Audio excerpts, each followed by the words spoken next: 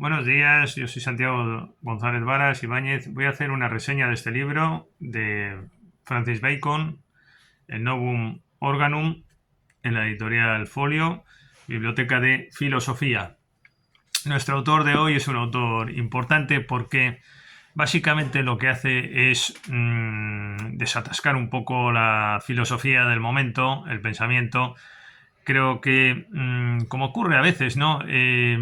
Hay aportaciones de especial interés que marcaron la filosofía o el pensamiento de la época, pero que con los siglos, pues, se nota ya la necesidad de una cierta renovación, de un cambio.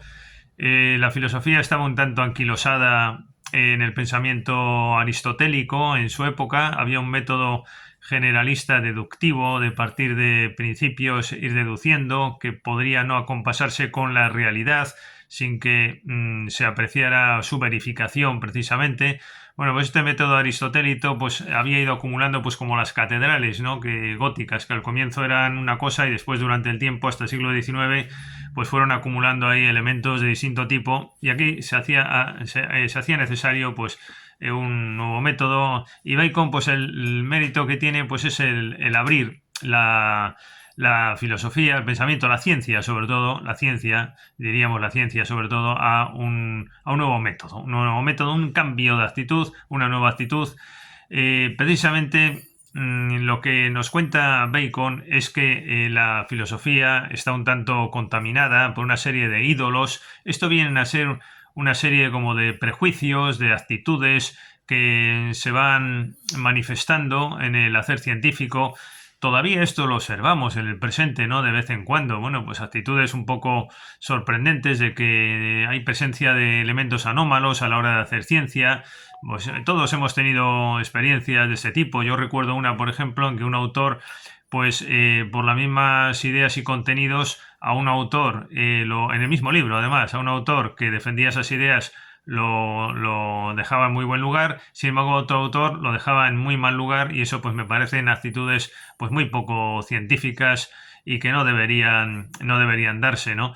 Pues a veces se produce esta presencia de fenómenos anómalos dentro de la ciencia con carácter frecuente, como digo, y aquí concretamente Bacon pues distingue cuatro prejuicios en su momento que se estaban dando, ¿no? O ídolos, el ídolo de la tribu que llama, ¿no? Que son aquellos prejuicios comunes al género humano, los ídolos de la caverna o ídola specus, que son aquellos que proceden de la educación y hábitos de cada persona, indudablemente. Eso puede influir también. Los ídolos del foro o de la plaza pública, ídola fori, aquellos nacidos del uso del lenguaje, y los ídolos del teatro, aquellos que son nacidos de la falsa filosofía, que no es otra cosa que una fábula puesta en escena. Ocupa muchas páginas de este libro. Bueno, son dos libros, en concreto el primero lo dedica a todo esto, a criticar actitudes y la falta de consistencia de la ciencia en su momento y la necesidad pues de un cambio, sobre todo como decíamos, de actitud, ¿no? Los males que puede causar pues una teología y una religión y una filosofía mal entendidas. Y por ejemplo, en la página 31 de esta edición que manejo, pues se dice: los ídolos y las nociones falsas que han invadido ya la humana inteligencia, echando en ella hondas raíces, ocupan la inteligencia de tal suerte que la verdad solo puede encontrar a ella difícil acceso. Claro, el hombre se preocupa por el descubrimiento de la verdad y ve que esto está contaminado, ¿no? Y aquí hay cuatro especies de ídolos en el parágrafo 39 que llenan el espíritu humano.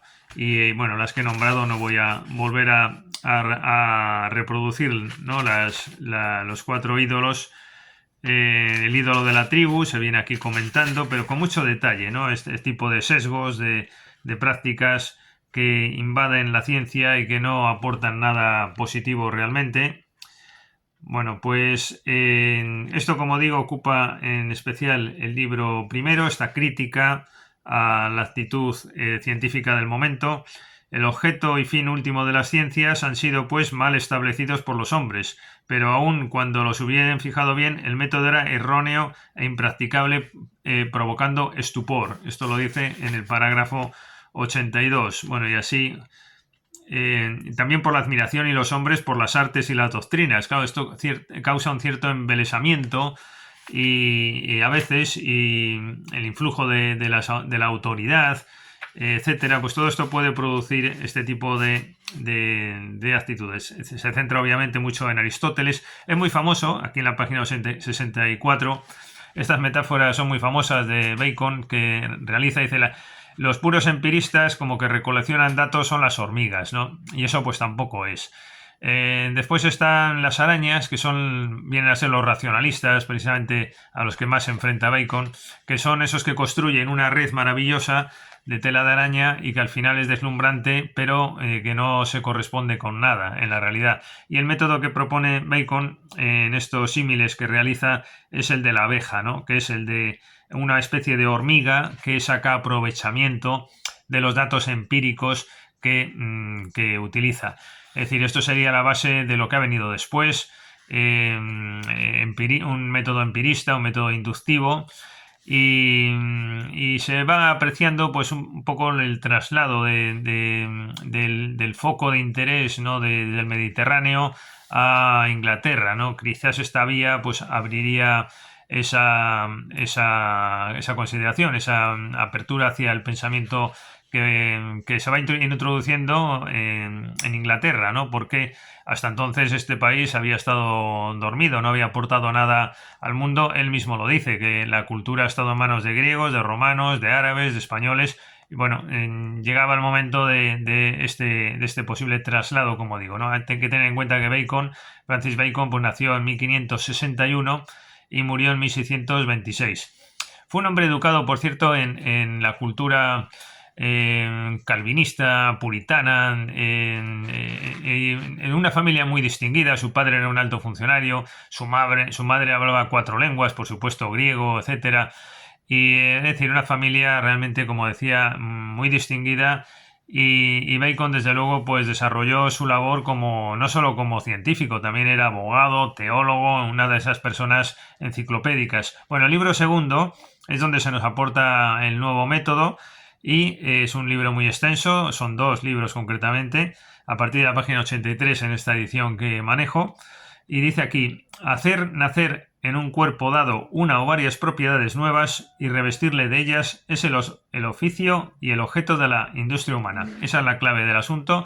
De lo que se trata es de centrar la ciencia en el descubrimiento de las propiedades de las cosas, o también de la constitución oculta de los cuerpos, si es menester. Bueno, y a partir de ahora, pues, el libro va a entrar en una serie de consideraciones de cómo son las propiedades, la forma verdadera, la posible transformación de los cuerpos, y este método que describe los aplica rápidamente a algo práctico, que es el calor, y se va a centrar dice, por ejemplo, dice aquí, después de haber expuesto su método en general, dice: pongamos por ejemplo la investigación de la forma del calor, página 90, en concreto este libro tiene 219 páginas. Bueno, pues dice, vamos a analizar el calor. Entonces aquí lo que hace es, primero, una tabla. Eso de las tablas es famoso en Bacon, lo de las tablas famosas, tablas de hechos positivos para la teoría del calor. Entonces define aquí con 28 rasgos